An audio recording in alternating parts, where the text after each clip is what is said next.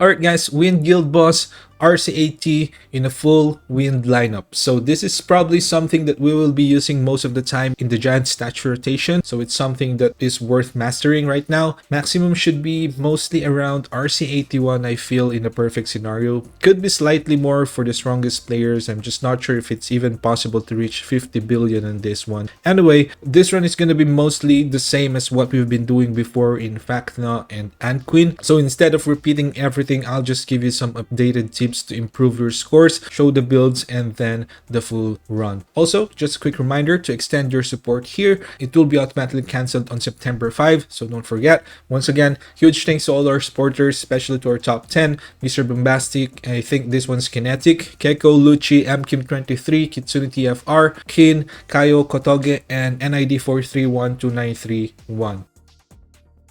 So let's start with the big problem right now. So a lot of you guys probably already know this, that her ultimate has a bug, but for those who don't know about this yet, the A5 skill says it reduces the cooldown of her ulti by 60% after using it. So the keyword here is that using this skill, but in the guild boss and also in POD, sometimes it just does not work. This happens at random times for no clear reason, or if the boss moves, or generally if the target becomes untargetable. And because of this problem, her DPS takes a huge hit. It is also possible, however, that it is really not supposed to get that 60% cooldown reduction after the second ultimate, because it will already change the skill to Serenade Arrow Disruption. But still, that would not make sense, because after using the Stormwind Serenade and you activate the Serenade Arrow Disruption, that will still have a cooldown, wherein if it's technically a different skill, then there should be no cooldown at all to recast the second one. And here's just one clear example of what's happening in POD. This first clip is auto ultimate. As you can see, it will not reduce the cooldown after the second ultimate. And in this clip, however, I used manual ultimate and just delayed the second ulti by just a few seconds, and it successfully reduced the cooldown despite being the second version of the skill, which is the stronger one with more damage. So the only solution right now is manual ultimate, which is a hassle to do, but someone from my Discord server, shout out to Coolkite, already shared timestamps where manual ulti works properly. I haven't personally tested this yet, but you guys can try. Generally, I'm having problems when doing manual ulti because I end up delaying Lennart's ultimate sometimes by a second and lose his last ultimate at the end. I'm honestly surprised this has not been fixed yet, so please help me out. Let's report this bug as well. I'll be reporting it too. You can just attach this video and the timestamp so that the devs can finally fix Jinah in team fights.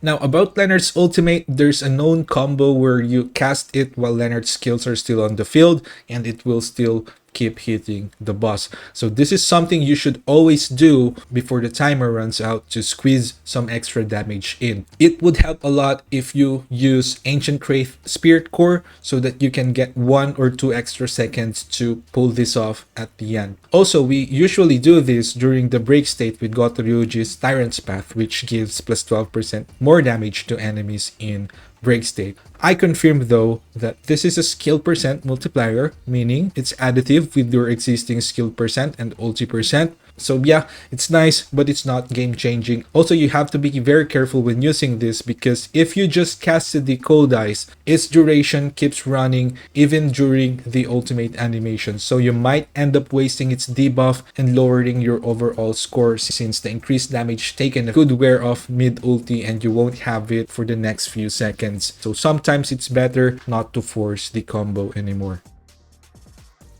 For the stats, penetration is the top priority, but only if it makes sense. So for Lennart, I went heavy on penetration since he already has tons of damage increase from artifacts and buffs. Crit damage is not the main priority here, because in a 6-win team comp without crit debuffers, crit rate is very low. And for crit rate, I would recommend at least 12k crit rate, but only if you're not sacrificing core stats. Now for Goto Ryuji, I'm using 8-piece Desire here, so I went for balanced stats since he does not have many damage increase sources. So in cases like this, you won't see much difference between stacking damage increase or defense penetration. And for Jinah, same, slightly favor Pen, but not as hard as Lennart. Honestly, I probably overstacked Pen here, could have balanced it more, but it was already a solid run, so I kept it. Next time, I might try to do the Thomas Andre method where I use Arm Set and Obsidian, or even the Guardian set since we already have a reliable shield source from Hansemi. Now for Team B, Soyeon also on 8-piece Desire, also best to keep the stats balanced like Goto Ryuji. And for Mirai, I used Armed plus Expert, stacked up to 45% defense penetration. So this is one of the cases where you want to lean more into penetration because of the Armed set penetration stacking. And lastly, Hansemi, just Angel in White plus Sylph's Blessings.